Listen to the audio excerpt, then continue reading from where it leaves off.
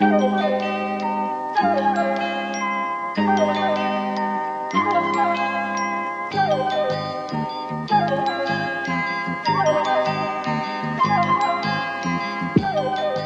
and welcome to this free episode of TF. It's Riley, and I'm here with Alice, Hussein, Milo, and we are thrilled to once again be joined by TF regular, now firmly a denizen of the first class lounge, and sipping one of his complimentary, non-vintage, but still complimentary champagnes.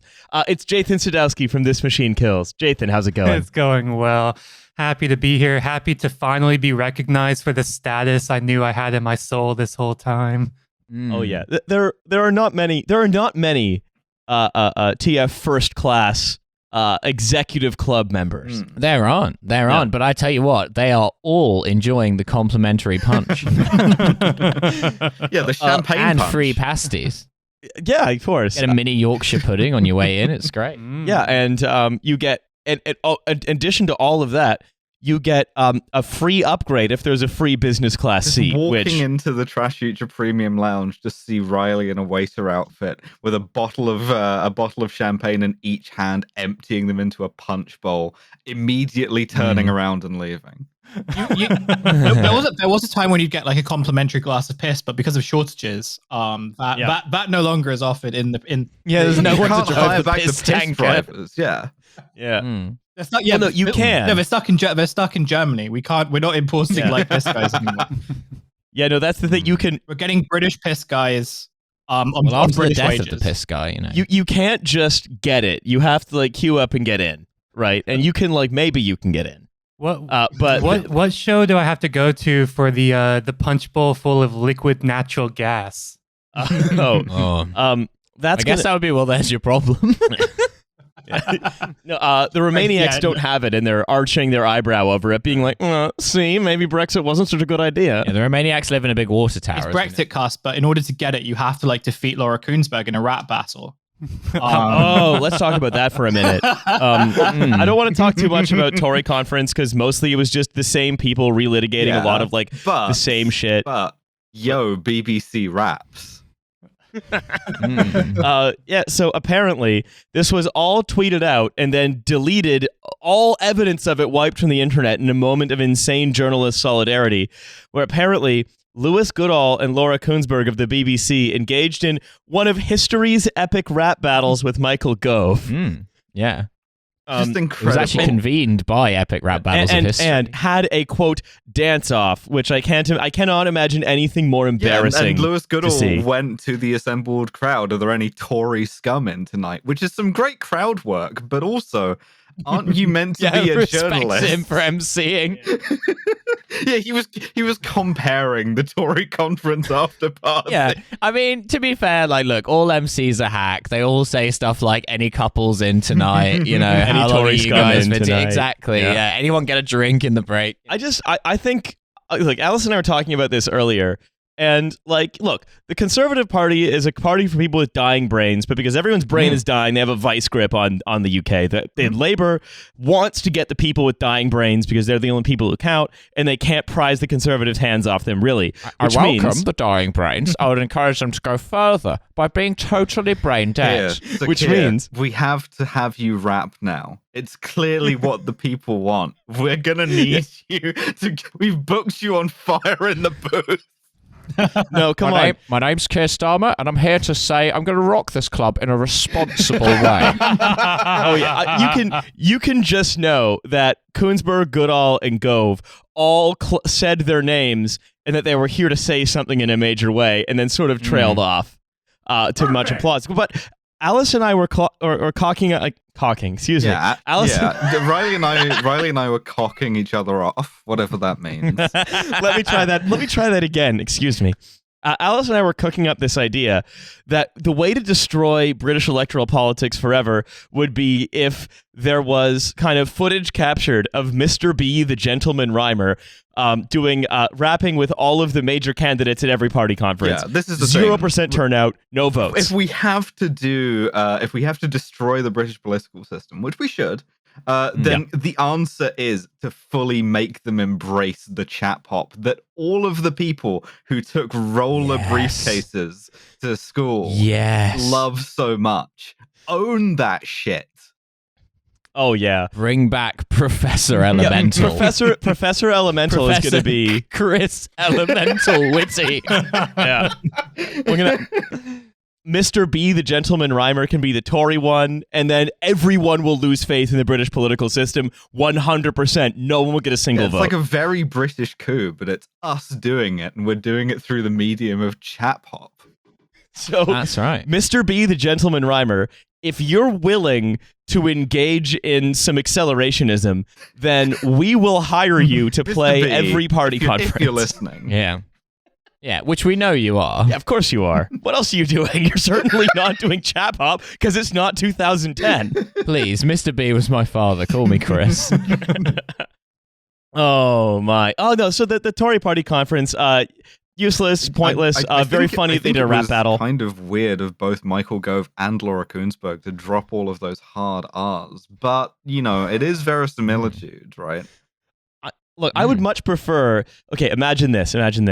Laura Kuenssberg and Michael Gove, they're in the smoking area at Fold.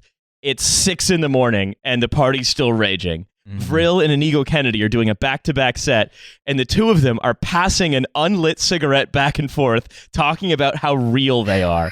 I would vote for that party. I'm trying to envision what the rapping is, and you're right that Gove is chat pop, right? Like, obviously. Yeah. But I just have this vision in my head that I'm unable to shake of Laura Kuenssberg getting on the mic and doing some, like, actually pretty deep cut Wu-Tang shit.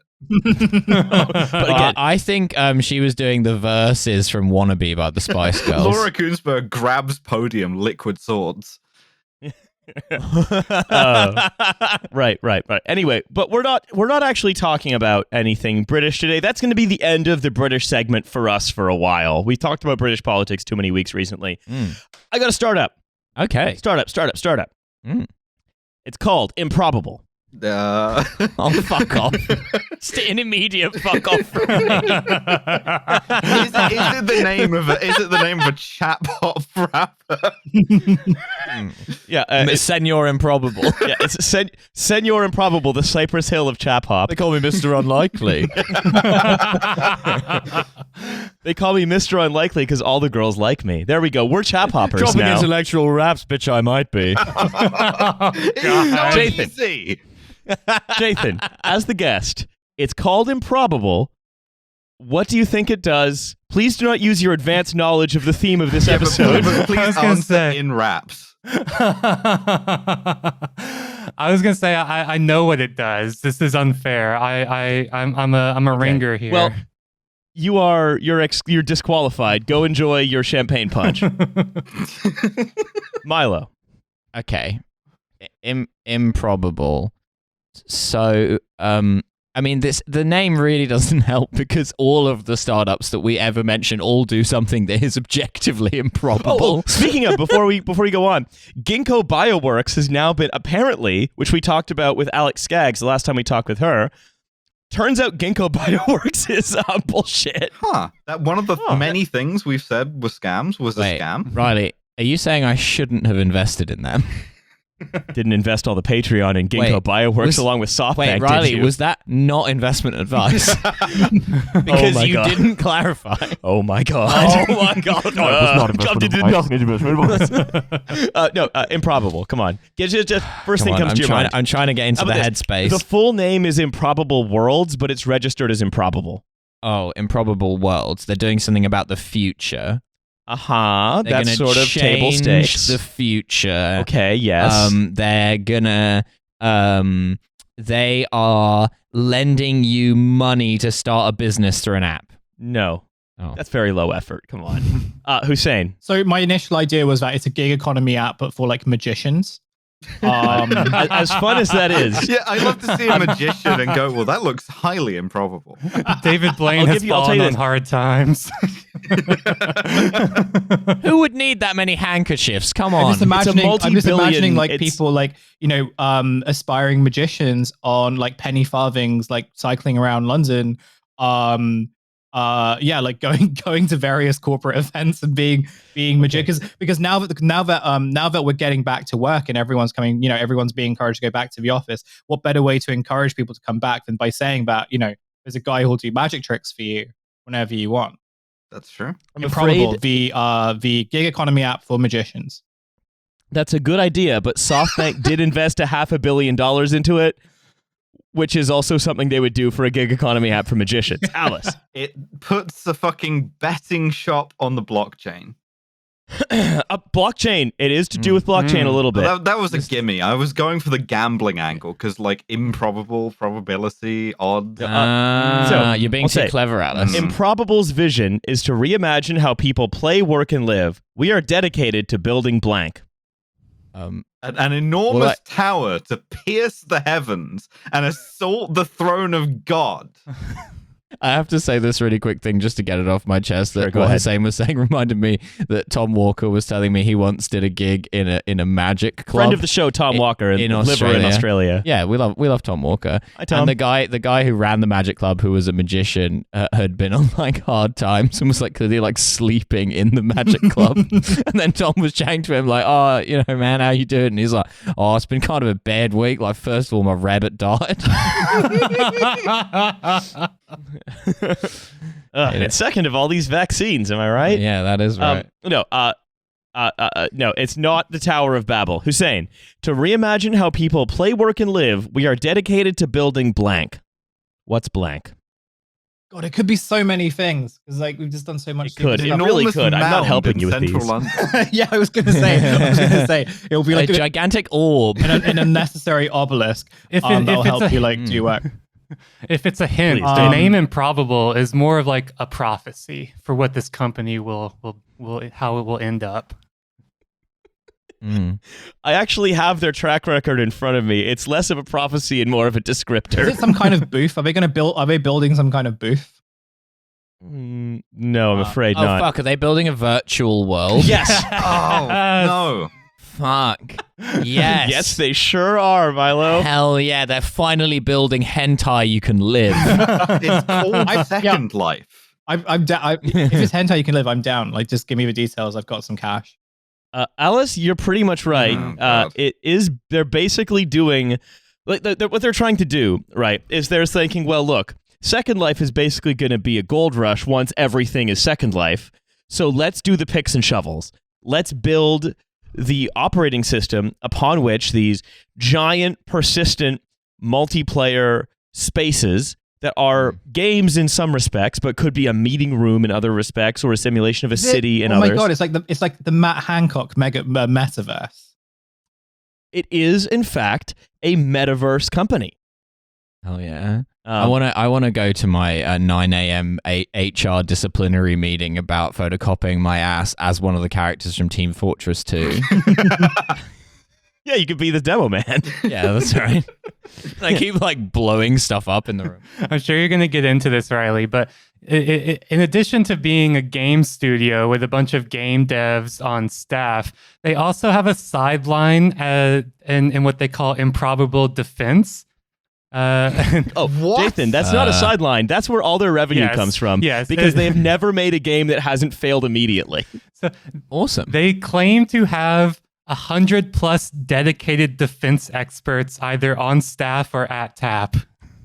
In order to do what, like sell the army Second Life? To sell them virtual reality goggles. Oh, fantastic. Like America's Army, but this time it's an MMO. Fantastic. But also, gamers join up. The other thing is, guess what? Everything about it is British. Oh, it's a British company. It is a London works only with the British Army. Strapping on my VR goggles to do some war crimes in Northern Ireland. Good morning, man. It's 4 a.m. virtual time. You will strap on your VR goggles and use them to look at this hentai.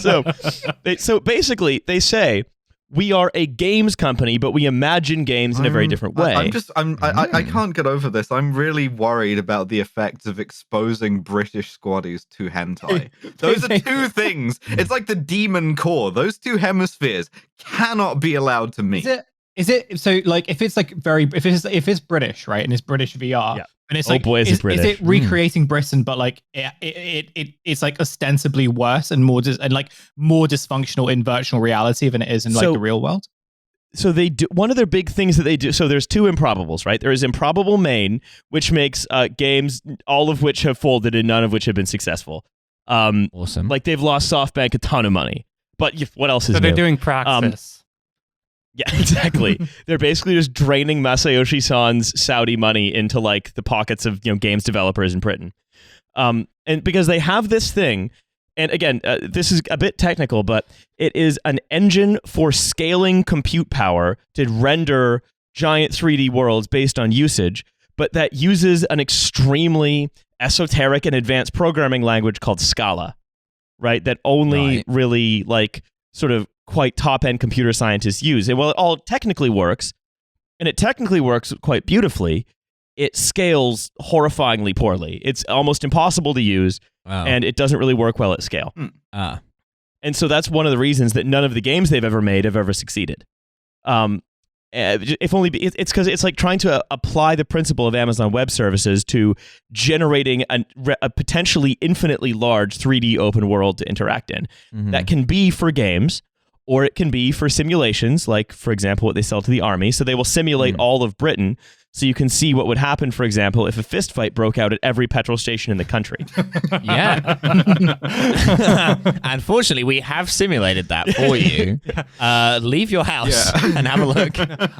I love the language they use to describe this on their website. So they say in 2020, Improbable's defense business announces contracts to supply its synthetic environment platform as a single synthetic environment technology distributor to the British Army and UK Strategic Command.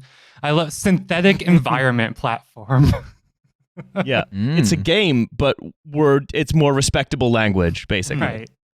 Right. It's a game. You know what it is? It's a game you can have a meeting in. Basically, that's what a synthetic environment is. Awesome. So My favorite kind of game. We're having a little meeting in James Bond Nightfire. the guy's name in charge of it is a guy called Herman Narula, who actually was at Girton, apparently. And his the son of a billionaire property developer in India. Oh, cool. Oh, of course. Yeah, cool. Yeah. Just a coincidence, Riley. You are a conspiracy theorist. You see coincidences and you create meaning out of them. So he says, the feeling you get in a stadium when thousands of fans around you are roaring is very different to going on a message board and talking about it. The utility of what we call the Metaverse, which is these persistent worlds, is proportional to how many things can happen together at any moment in time. I was told to touch grass, and so I have invented this grass simulator. Synthetic grass environment simulator. Yeah, Alice Grass Simulator is absolutely something you would play. I Don't front literally with us. have been playing grass mowing simulator. So, but this is Improbable Defense, as you mentioned, Jathan. This is from their website. From uniquely immersive collective training to policy design and operational decision support, the latest synthetic environments can transform an organization's ability to address complex challenges and orchestrate a swift, integrated response. Richly detailed and endlessly adaptable, virtual worlds integrate land, sea, air, space, and cyber with the information domain as well as abstract political, social, diplomatic, and economic systems. Now, Jathan, I want to just, because I have my explanation as to why that's total horseshit. What's your explanation as to why that's total horseshit? I mean, it's total horseshit because, it's all a bunch of words that strung together that mean nothing, right? Like, it's very clearly just military buzzwords meant to be a pitch deck, right? Like land, sea, air, and cyber.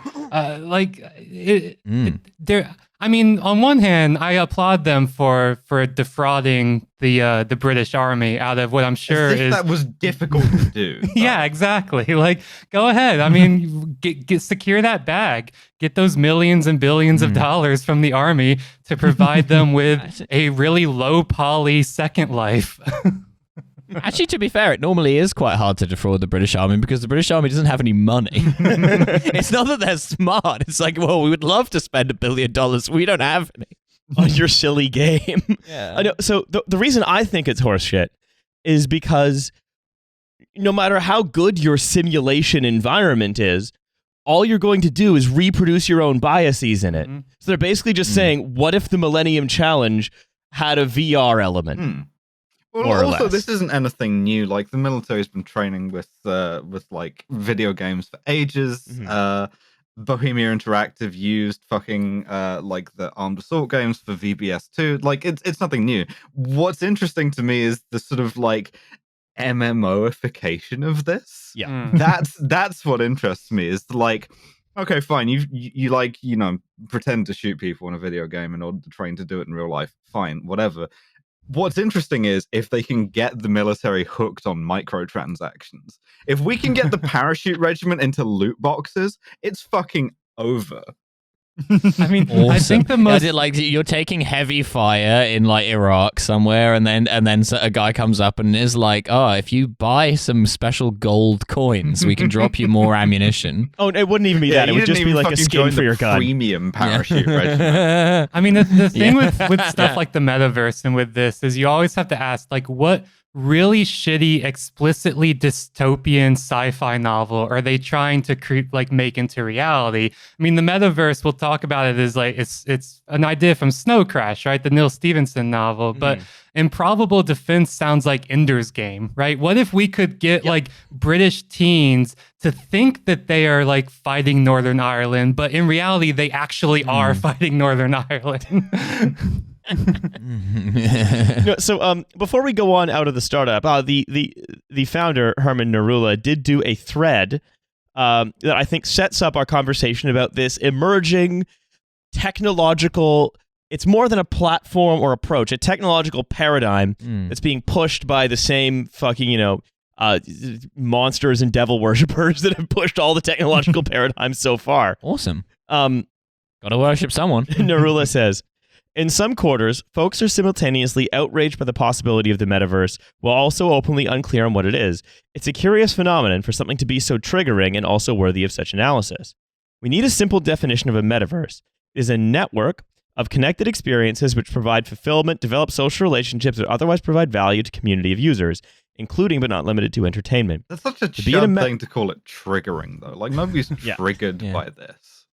Yeah, It's also very funny to be like, we need a simple explanation of this, and then proceeds to say some stuff that means almost nothing. To be a metaverse and not just a game, these experiences must have in aggregate real consequences, real property ownership, the ability to transfer value and build investable businesses, or create real cultural outputs. And if you die in the game, you die in real life. Your Now- brain makes it real. And this is why I wanted to read this thread, because here's what it gets to. One of the core tech utopian rejoinders to criticisms of this thing called the metaverse, which we will define more fully anon. Now, the first question would be, why is anyone against this? The search for even deeper psychological fulfillment is so fundamental to our psyche that even closely related primates are motivated by the need for autonomy, relatedness, etc. Let's consider potential objections. You perhaps imagine quote-unquote virtual experiences are somehow less useful than quote-unquote real experiences. Unfortunately, you are now then against dreams and basically all inner thoughts, which sounds like a dire position to hold. Okay, I've classic. been fucking out-logicked by this guy. I'm sorry. Yeah, you've actually been living in a metaverse your whole life. So I'm going to sort of just slowly slip into the meat of the episode here now that we're done the startup. Jathan, what is the metaverse? I mean, Join me. The metaverse is everywhere. Yes. It is all around us. The metaverse. No, it's is- not. It's nowhere. It's in a bunch of idiots' brains. Yeah. Please, Jathan, go ahead. Yeah, I mean, it's a good question. What is the metaverse? And Herman Narula in the thread that you're referring to does a really good job of showing how even somebody who has this company that is meant to be a metaverse, like a metaverse first company or whatever, still clearly has no fucking idea what the metaverse is, even as he browbeats everyone for also having no idea what it is. And that's because there is no such thing as the metaverse, and even like Facebook, right? So Facebook is the metaverse, right? In terms of like what it is right now or what it's going to be something that is completely directed, if not outright owned solely by Facebook. But even then, like Facebook themselves are not clear what it is. Right now, it appears to just be like, you know how you hate your office, but then COVID lockdown happened. But then COVID lockdown happened, and you were like, maybe actually I kind of miss my office. Well, the metaverse is going to be the synthesis of that dialectic. You won't actually get to your office, but you will get a virtual office instead. That's the metaverse. You still have to go to meetings, but you get to go to meetings dressed as Iron Man if you pay to buy the premium Iron Man customization. Exactly. Yeah. Yeah, you'll never have to leave home. All you'll have to do is strap on your big giant Oculus Rift goggles, and now you're in the office. But importantly, you're only in the office from the waist up, so you can't ever do a tubin. It's basically tubin insurance. So if we want to talk, so this metaverse that we've been talking about, right? And interestingly, I think, remember, I really do hate to do Twitter review here, but here it's sort of worth doing, that when Grimes posted a status after she was just seen doing some moronic shit in Los Angeles, she said, "I'm not a socialist. I believe in a radical form of UBI based on crypto and gaming." How could I forget? Ego's always saying this. It's trapped. Don't do it. Yeah. Like, I've fallen for this many times before. But the thing Grimes, is, come on, trash. the thing is, Red flag. Red flag. the thing is, right? I suspect called that Amaranth she has coin. been she's been so in what is currently this thing that's very big in fashion among techno utopians, this metaverse thing, that's what she was talking about. She was talking about the metaverse.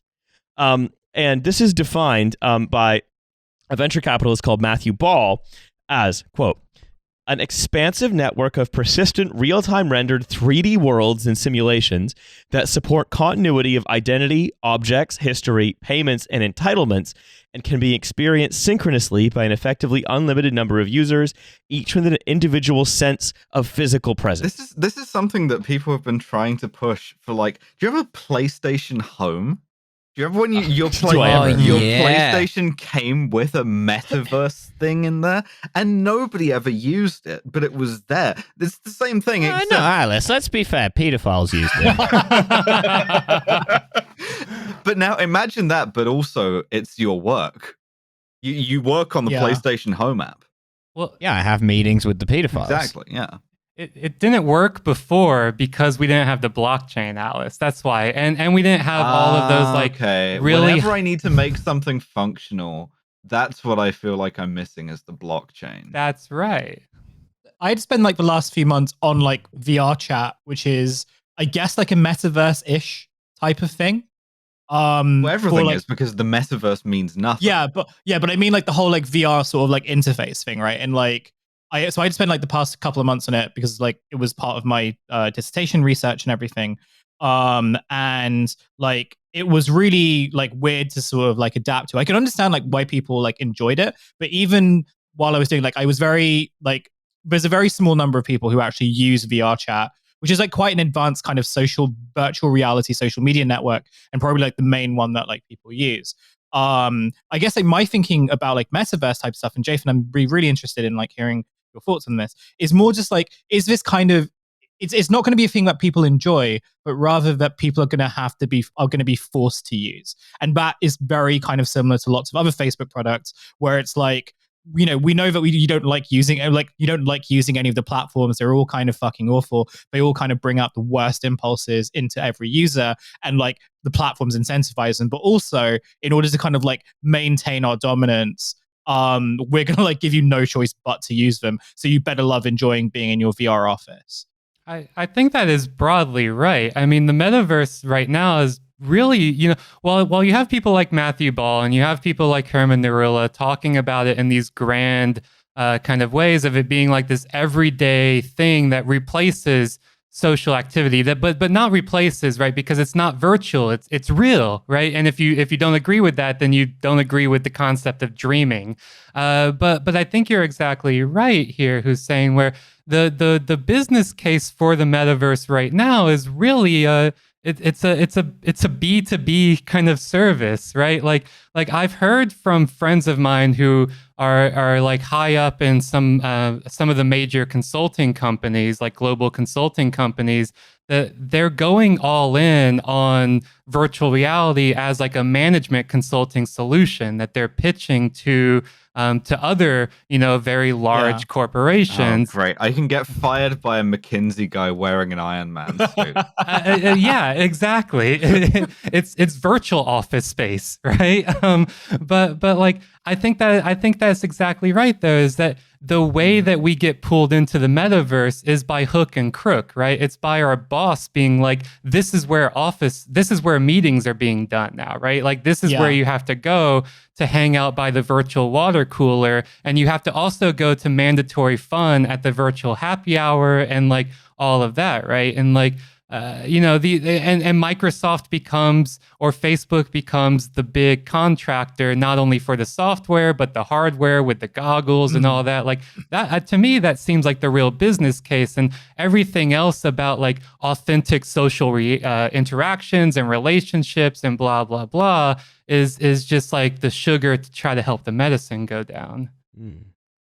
Well, we talk a lot, right, about lifestyle being the thin end of the wedge in a lot of these things, where the way that a lot of these developments that end up being sort of quite humanly terrible end up getting sold is by saying, oh, it will free you from these inconveniences. That is to say, you will no longer be limited in your social interaction by having the physical distance, having to go see someone. You can be owning a full Iron Man suit. Yeah. Yeah, exactly. You can own an actual Iron Man suit and be within the reality of the metaverse, actually Iron Man, if you buy the NFT, because the way the metaverse is pitched by people like Ball, especially, and by the sort of the VCs of the companies behind it, someone like Narula as well, is what they say is, this is our opportunity to apply all of the wonderful impulses of small-scale private property to a potentially infinite and limitless world. So we have these incentives for new kinds of creators to make, a big sort of fancy Minecraft island. We have incentives for someone to like for Disney to make a rare Iron Man suit that only one person can own, and then someone gets to be a real Iron Man as far as everyone's concerned, right? And then you can go to your meeting as Iron Man. Cool. But I'm Iron Man right now. What I find quite sort of interesting and worth talking about it is that this is of all of the visions of the future, right, that the different tech companies have, I think this is the one that's most likely going to be enforced on the most people, and so is worth watching out for the most. Right? This idea that you are going to have to spend more time in corporate-controlled virtual spatial platforms with persistent economies that you're going to be asked to labor in and also labor to maintain. Oh, good.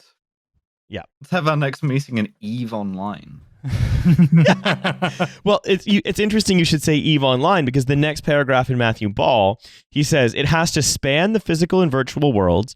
So that means that, for example, I don't know, you could like buy a card, scan it on your phone, and then your persistent avatar that exists across Facebook's metaverse and Deloitte Consulting's metaverse and also the dance club's metaverse or whatever, that you can carry that card of the avatar that's got like connected to an NFT or whatever that you bought through all of those worlds.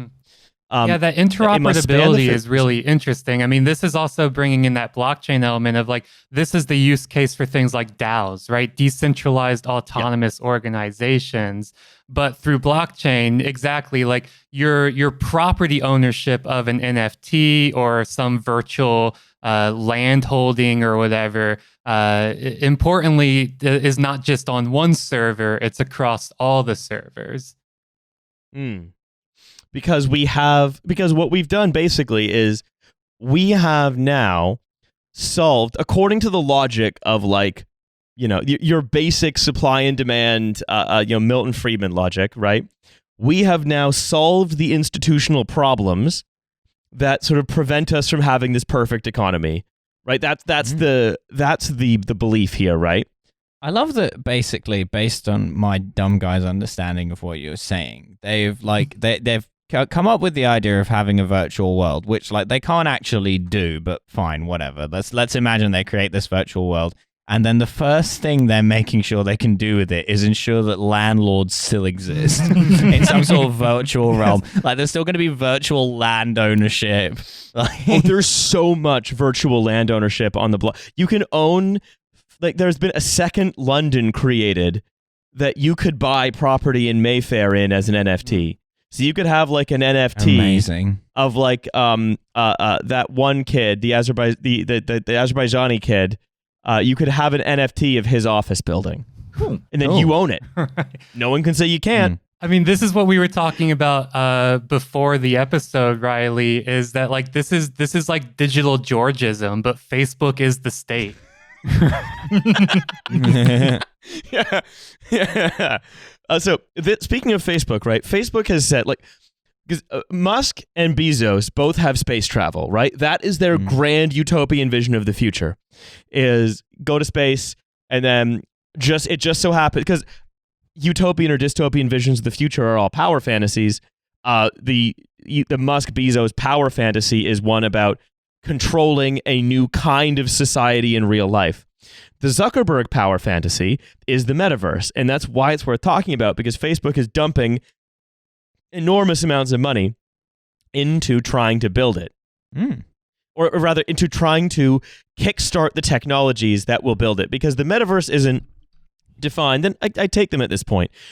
Just like the mobile internet isn't the iPhone or Twitter or, a touchscreen, the mobile internet is kind of a phenomenon arising from all of those things together, as well as the labor of all of the people who... Supervenient quality.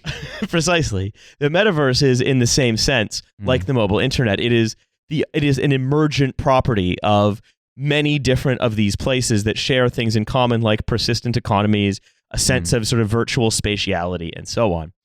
And Facebook is trying to do enough investment in it that it becomes a thing, that it's reified, that other people then start developing metaverse apps. They just happen to develop them on Facebook's platform. So this is what Facebook says to define it. The metaverse is a set of virtual spaces where you can create and explore with other people who aren't in the same physical space as you. Again, note those words, create and explore. This is basically appealing to Montessori-educated middle managers, right? But no matter how many times, because always remember, Uber was about middle management type people making extra money on the weekend to go to the craft beer bar. It's not how it turned out. The same thing here. This is pitching itself as being a technological it's like a vehicle. fun little hobby thing. Yes. Or as a way to make your life better, more comfortable, and more fun. And it never turns out like that.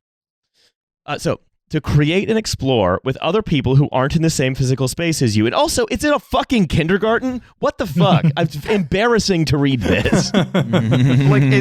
It's great, right? Because we had all of these ideas of like a rapacious business was going to bring us a sort of a physical internet, a cyberspace, right? That's what Snow Crash has. That's what fucking Neuromancer has. But that's all with the mindset of sort of what business guys were like in the 80s with the sort of gold Rolex, greed is good type of thing. Whereas what Cyberpunk failed to predict was how fucking cringe business guys would be. And so what we have instead is fucking American Psycho. I think it's also just like this is also just like I can't believe Van Patten preferred Alan's Funko Pop to mine. Yeah, the subtle pastel tones. What I was going to say was that like I think it's also this acknowledgement that by the tech guys that like material advancement isn't going to happen, or like they've kind of like exceeded the idea that you can that tech kind of has a material like ambition to it. So instead what they've kind of done is suggest that digital items are just as valuable and just as important and just as useful, and digital experiences and crucially digital experiences. But I guess like when I think about like NFTs and like digital objects and like I think I don't know whether this I need to like read the story properly, but there has been like a news article recently that in London that they have released the 4D Monopoly experience. Wait, 4D. So it's a game of Monopoly that goes through time. Yeah, no, you get pissed on as well. It might be like augmented, but I'm not entirely sure. But the idea is basically that like it's a kind of like Monopoly style escape room, but it's like everything is sort of like digital, and it kind of it just like struck me as like very perverse because it's sort again it's that idea that like yeah, you know, you can use this game to like buy like a house in Mayfair. And like it can feel like you're sort of like owning something material. And I think that's like the metaverse really is like this kind of very pure example of, you know, taking the idea of like material ownership and like placing it within like this broader experience economy and then trying to sell that as like something like ultimately good and valuable. Like the idea of owning something becomes like a monetizable product. Monopoly just style owning, I escape think. room that's capitalism. You've just described I think it's not just the ownership of things. I think it's also it's exchange completely without production as well. Yeah. You know, it's imagining sort of that it's imagining a version of the economy that exists without producing anything, just people exchanging preferences. Right clicking save as is a form of labor, and I'm not gonna hear anything. Let's take a look. Let's take a look at Paul Allen's Lazy Lion NFT. Oh my god, it's smoking a big joint. Yeah, it's shimmering. Oh, the tasteful cowboy hat on it. Okay, so in this universe is like the Salt Bay restaurant, like the Dorsia. Yeah. So they say you'll be able to hang out with friends, work, play, learn, shop, create, and more. Again, describing a fucking kindergarten minus shop, basically. Yeah. Please stop saying play. That just sounds like you're doing sex stuff in Second Life. Yeah, not in a good way. It's a mall. It's a mall with a ball pit. Crucially, in the Facebook metaverse, unlike Second Life, you are not allowed to have sex. No. So it's not necessarily about spending more time online. Yes, it is. It's about making the time you do spend online more meaningful. Whoa. That's such an improving the quality of weight ass sentence. Yeah. I can't wait for the UK to invent metaverse dogging. It is a matter of time. So they say here are a few key areas where we'll work with others to anticipate the risks and get it right. Economic opportunity, how we give people more choice, encourage competition to maintain a thriving digital economy. Why? Why? To sell Iron Man Why? skins. Why? It's you say we've sort of agreed that material improvement in conditions is basically just beyond what we can handle. So what instead we're going to do is you're going to get a bunch of like, you know, different soy style products, and you're going to be able to like buy them in such a way that like burns down the last tree. Mm-hmm. Yeah. Privacy, that's obviously bullshit. Safety and integrity, obviously bullshit. Equity and inclusion, rather than talking about any of the actual threats to equity, to let's say, the actual things that Facebook does to like make the world a more sort of unequal and dangerous place for minorities. Yeah. They were like, are there enough women building the metaverse? You can have an Iron Man suit with your pronouns on it if you want. More women Iron Man. So here's the fun. Iron Man. All of this is part of like Facebook's. They had a newsroom post that was about how they're spending like $50 million over 2 years to invest in how to build the metaverse responsibly, right? Like that's what all of this is tagged to. Yeah. Which I thought it would be like a lot of private capital outside of Facebook is getting deployed to do this. I thought that Facebook would put more in. I suspect what Facebook is doing is waiting for there to be a killer app that actually gets people onto the metaverse and then spending big money on it. Because right now they're not. But you can tell they want to, and they're trying to encourage others to. But so here's, of the initial partners of Facebook in the metaverse, the first one fucking threw me for a massive loop. Okay. The Organization of American States, the people that called the Bolivian election into question. Oh, yeah. Awesome. My I'm not a CIA front group shirt is raising a lot of questions answered by my shirt. Yeah, so they're going to, for first thing, they're going to build fucking, I don't know, like, they're going to build like a virtual Langley, Virginia for these guys to like, you know, go to, you could go to School of the Americas, but in VR, basically. Yeah, we can have VR Michaels.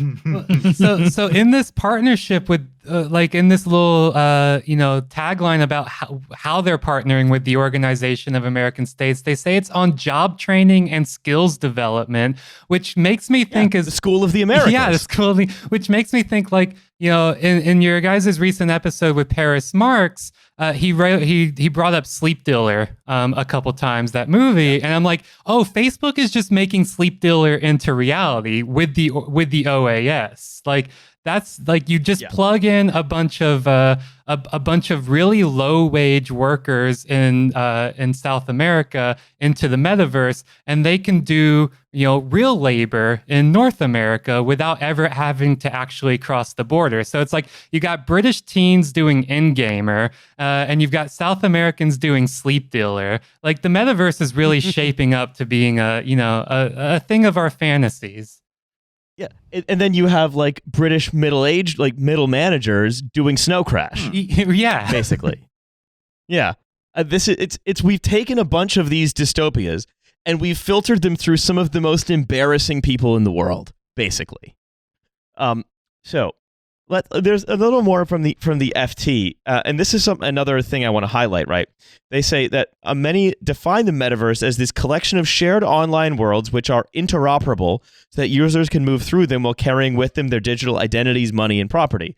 Meaning, again, your private property in this, again, potentially infinite amount of places, an infinite area where there is infinite potential for quote unquote production, because things just have to be designed and imagined to exist, right? There is no materiality to it.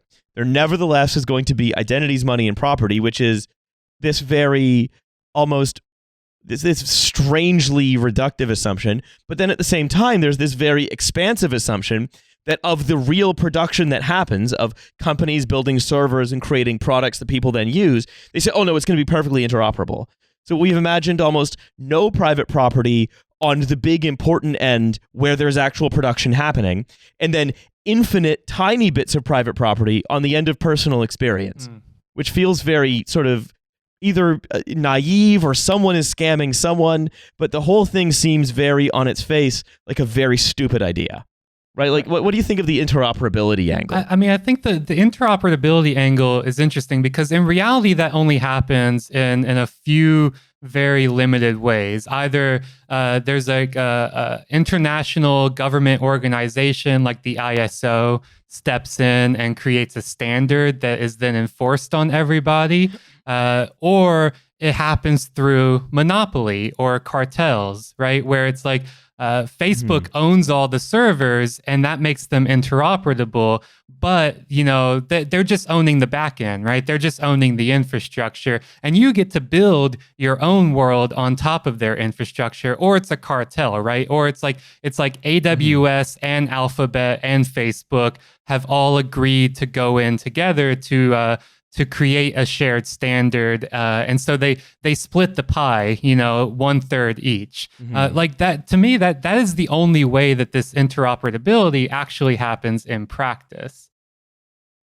Yeah, I think that's absolutely right. Like this idea that it's all going to be built on sort of open standards, it seems to me to be fantasism. Yes. Right. Like this is going to be the bidding is for being an oligopoly at best, right?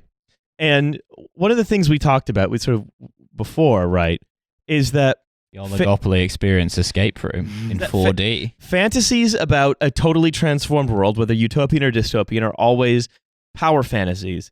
And this to me seems like actually a fantasy about the end of the world. It's a fantasy about moving from a primarily material reality into a primarily immaterial one that is being dreamed of most aggressively, you might say, by the big tech companies, the one that is in the most trouble, basically. On a kind of global scale, these kinds of fantasies intensify as material conditions deteriorate. But on an institutional scale, this kind of fantasy is Facebook saying, we will stem the outflow of our users by being the only place anyone interacts ever. You won't go to the club. you'll put on your cyber helmet, you'll sit on the couch, and then you will imagine dancing with your friends, effectively.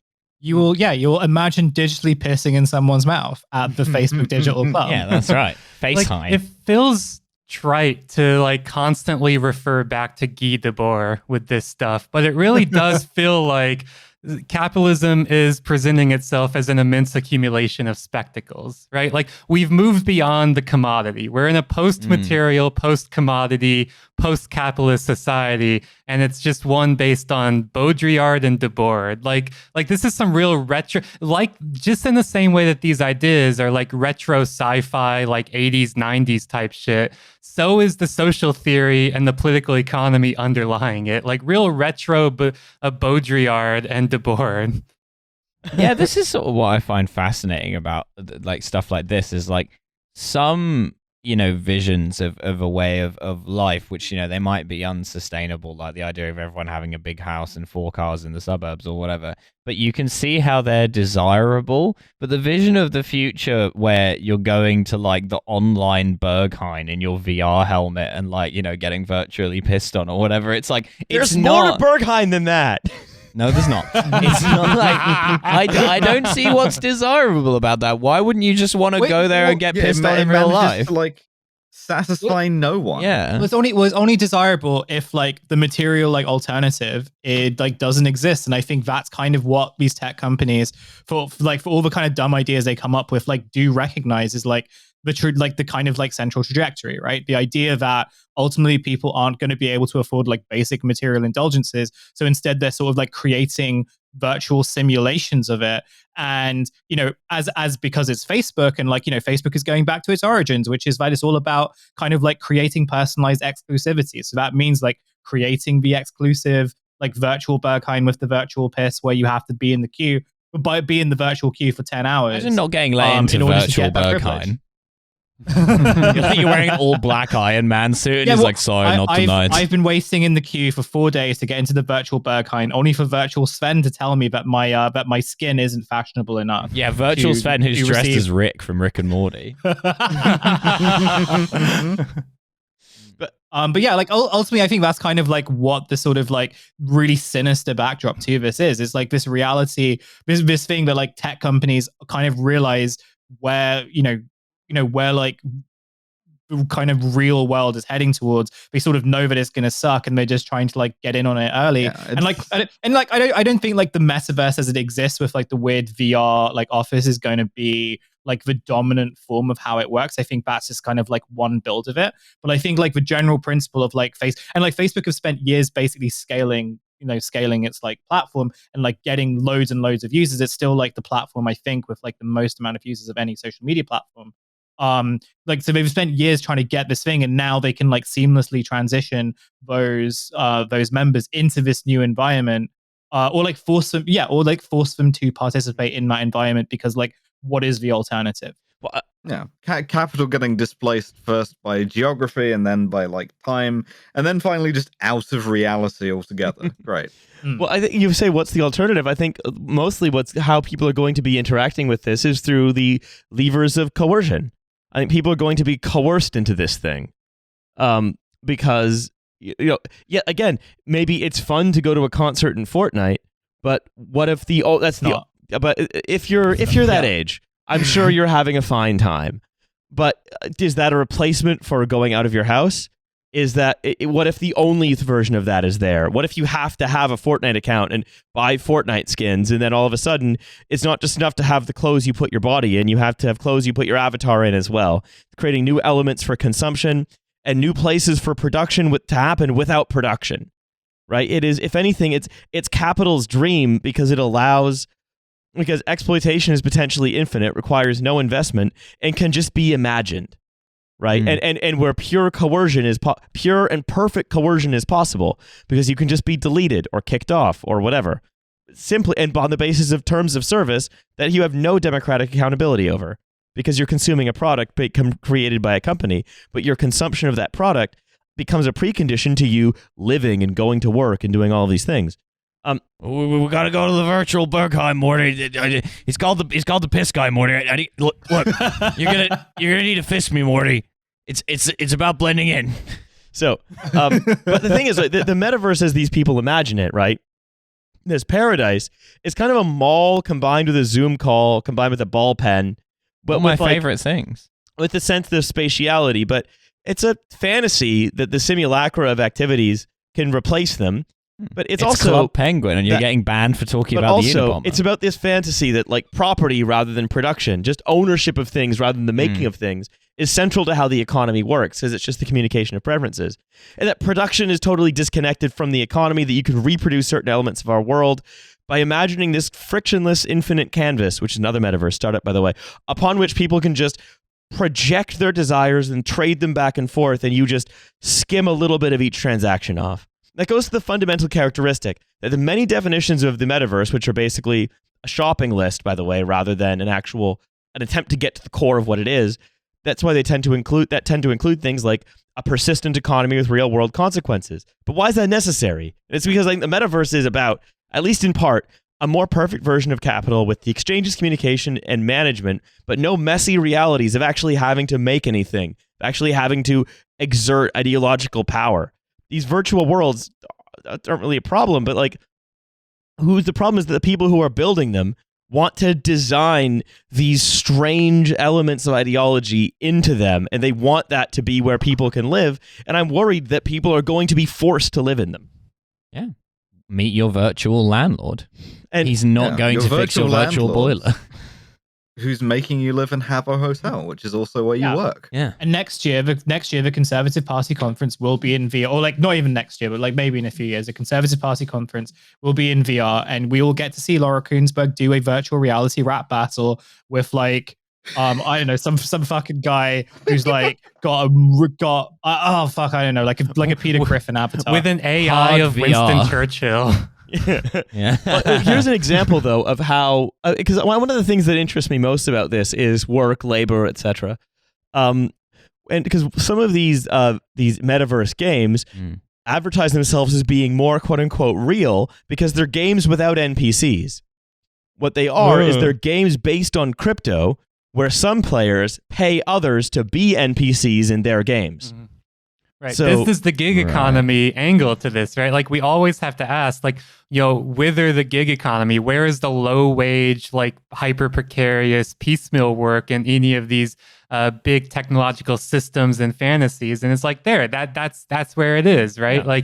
Like there's no AI anymore. I mean, we all know AI is a fucking, like, wizard behind the curtain anyways. It's a fantasy. So, like, why might as well just lean into it and market the fact that, no, this isn't AI. There's no NPCs. These are actual people that you get to boss around, that you get to use to fill out your dinner, your virtual dinner party, or your mystery game, or you're going to play Clue, and you're going to actually get to kill one of these people in real life. It's really fun. So citizens of Decentraland, which is a metaverse game, are constantly using the areas in Decentraland that they buy with real money, using, or rather, they buy the crypto token of Decentraland called Mana with real money. They buy plots of land in the game with that money, and then they use that to throw concerts, art exhibitions, or have games there that other players can come play. So there's an example where you can build a casino on your plot of land in Decentraland, and then hire another player to go be the croupier at that casino and pay them in the cryptocurrency that the whole thing runs on. So you can be paid to be an NPC. Awesome. People will literally be NPCs in the metaverse. Right. It's a quite totalitarian vision, right? Because it's this controlling of all of this unproductive labor, but then all of this productive labor invisible around it, from who builds and maintains the servers, who does the programming, who brings all of the people, all of the, like, liquid slop that they need in order to not, like, get atrophy while they're sort of plugged in, right? There are all of this actual real labor has to go on outside, and all of this hyper exploitation happens inside, and it's just a smaller and smaller number of people who actually benefit from it. It's a deeply totalitarian vision, but made sort of comfy and exciting for moronic bovine middle managers. Yeah, cool. Basically. Right. Look forward to it. It's pretty fun, right? We'll be logging on. Finally, the petty bourgeois are ascendant. They will take their place on the throne. Yeah. And I mean, replace Hussein with an NPC.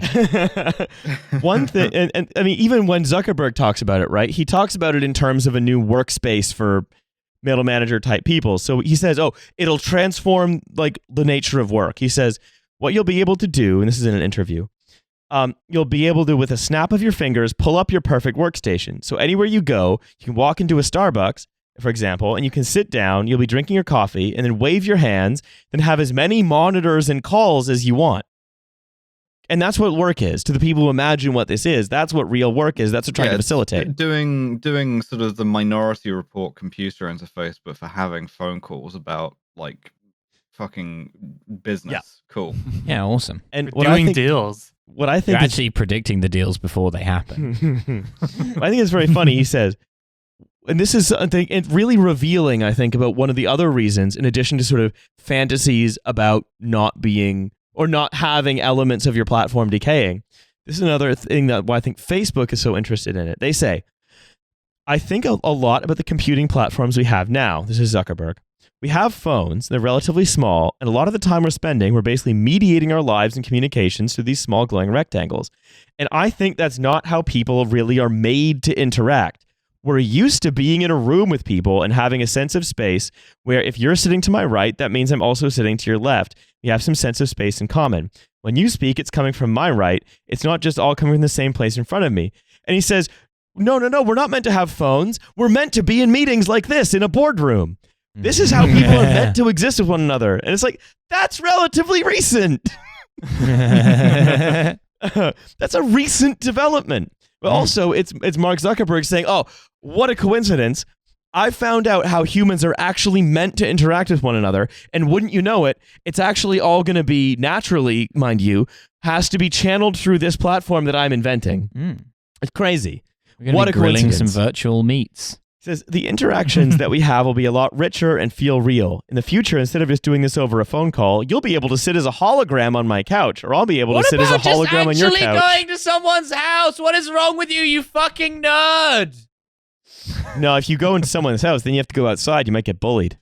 Oh, yeah, that is true. To be fair, that is true. I bet Mark Zuckerberg gets bullied every time he leaves his house. Oh, if only. Also, it sort of goes against all the research around like meetings and how useless and like unproductive they are, right? Like, why facilitate them? They're useless.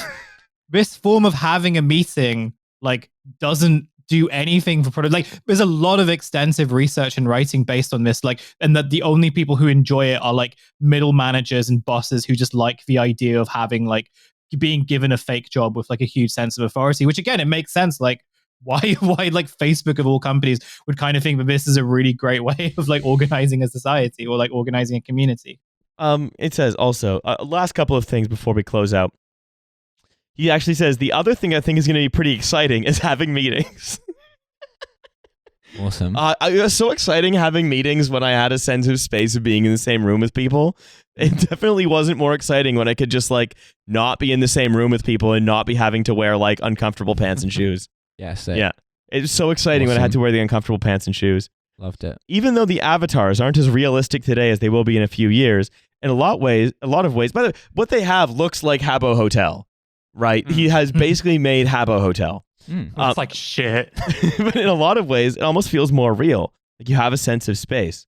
And he loves to talk about this feeling of realness, sense of space, and all of this, right?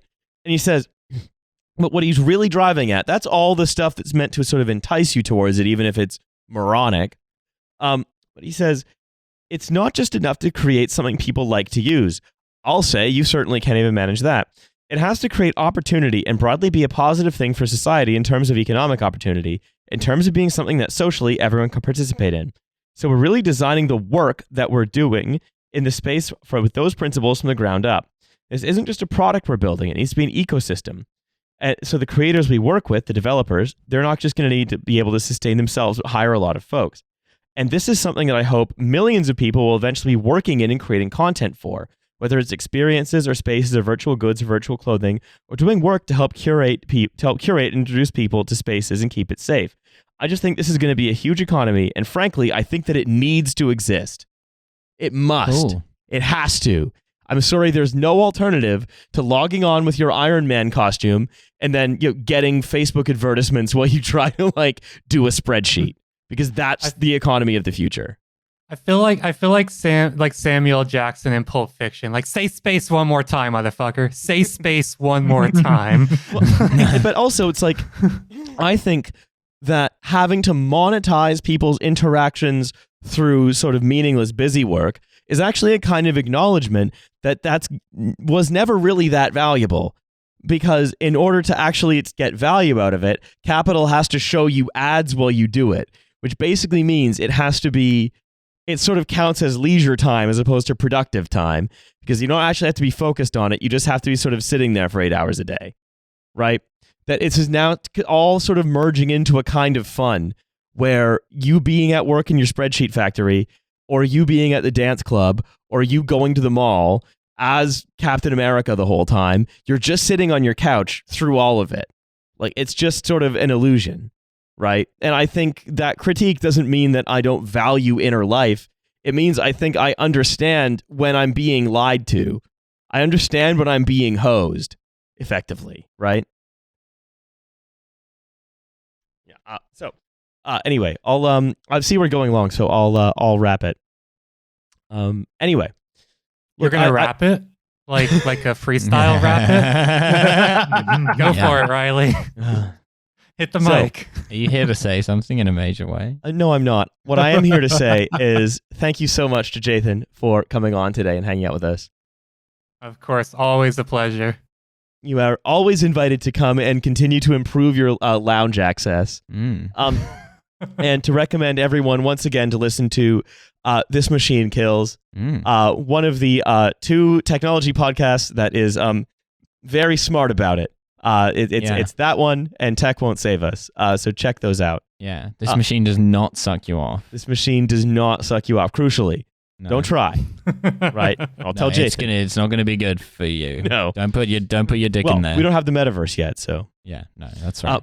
And also to remind everybody, we have a Patreon. It's $5 a month. You can subscribe to it to get a second episode every week. You can subscribe to it. That's true. And finally, should you? I don't know. Award the Trashfuture podcast Donkey of the Week award to Ginkgo Bioworks for being another SoftBank back boondoggle that appears to be potentially unraveling at the seams. They will live on in the metaverse.